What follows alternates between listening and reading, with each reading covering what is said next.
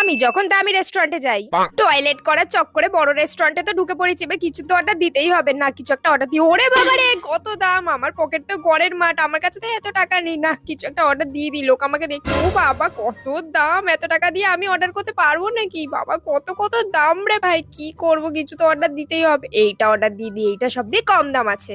ওরে বাবা রে, কতখানি খাবার দিয়ে দিয়েছে, আমি এতটা খেতে পারবো নাকি? কি যে করি, এই টয়লেট করার চক্করে যে আমাকে আর কত কিছু করতে হবে বুঝতে পারছি না। না খেয়েই নি, কি আর করবো। খাবারটা দেখে তো বেশ টেস্টি লাগছে, এবার খাওয়া শুরু করি।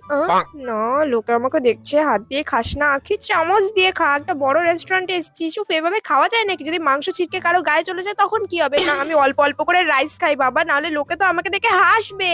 দূর বাবা, চামচ দিয়ে এভাবে খাওয়া যায় নাকি? হাত দিয়ে খেলেই তো ভালো হতো। দূর। খাওয়া দাওয়া শেষ, এবার বিলটা দেখি, ওরে বাবা রে, কত টাকা বিল হয়ে গেছে! টয়লেট করতে এসেছে, আমার এত টাকা খরচ হয়ে যাবে আমি কোনোদিনও ভাবিনি। আমি আর কোনোদিনও বড় রেস্টুরেন্টে আসবো না, ব্যাং।